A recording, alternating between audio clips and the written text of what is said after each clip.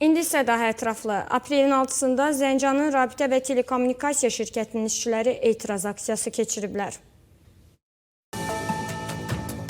Zəncan əyalətinin valiliyi qarşısına toplaşan etirazçılar əmək haqlarının ödənilməməsinə, sığorta və qanunla nəzərdə tutulmuş başqa hüquqlarının təmin olunmamasına etiraz ediblər. Narazı işçilər illərdir rəsmi işçilərlə müqayisədə daha çox işlədiklərinə baxmayaraq, əmək haqqı və müavinətləri arasında böyük fərq olduğunu, qanunla nəzərdə tutulmuş əlavə ödənişlərin 2 ildir verilmədiyini deyiblər. Onlar rəhbərliyin onlarla görüşməsini və problemlərin həlli ilə bağlı zəmanət verilməməsi təqdirdə tətil və etiraz aksiyasını davam etdirəcəklərini bildiriblər. Urmu şəhərindən olan milli fəal Salar Tahir Əfşar martın 6-sında Tehranın Evin həbsxanasının hökmlərin icrası bölməsinə getdikdən sonra saxlanılıb və 5 illik həbs cəzasını çəkmək üçün həbsxanaya köçürülüb.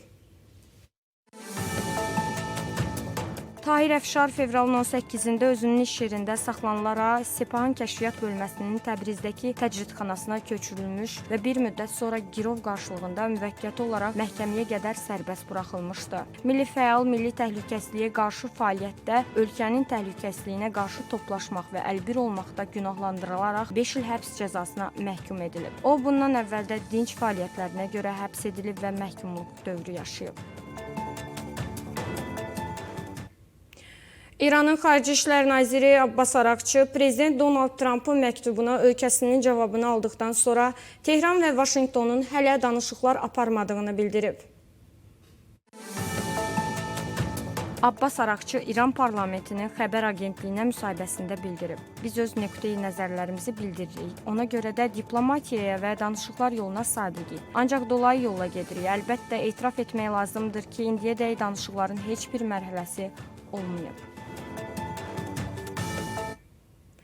İranın ali dini lideri Ayətullah Əli Xameyni ölkənin silahlı qüvvələrinin tam döyüş hazırlığına gətirilməsinə göstəriş verib.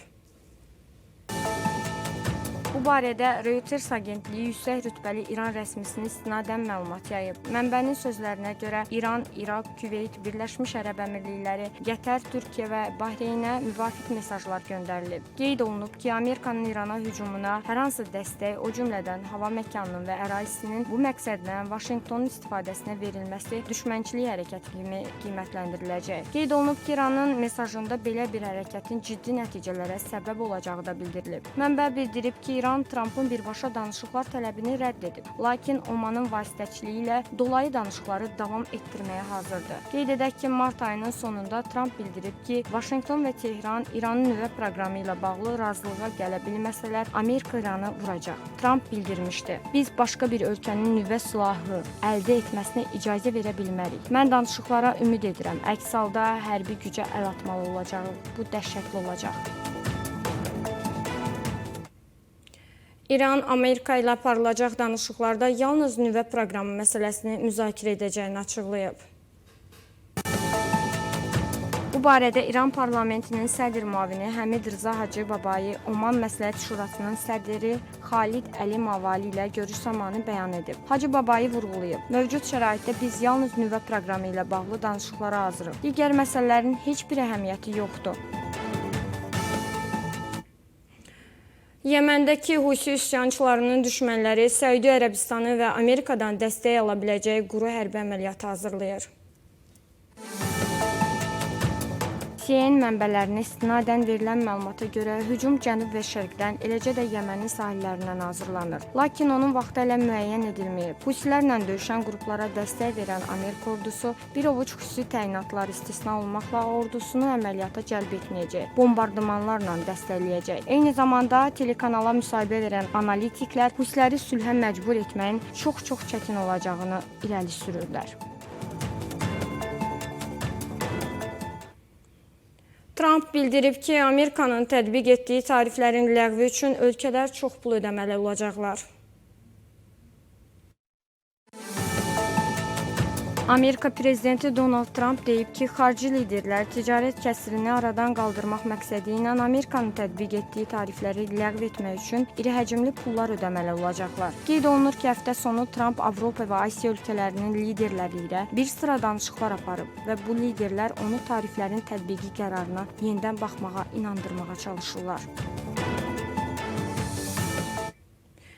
Həmas tərəfindən İsrailin cənubuna Aşkelon şəhərinə doğru 10 raket atılıb. Raket hücumu nəticəsində azı 3 nəfər yaralanıb. Hadisə bölgəsində fövqəladə vəziyyət elan edilib.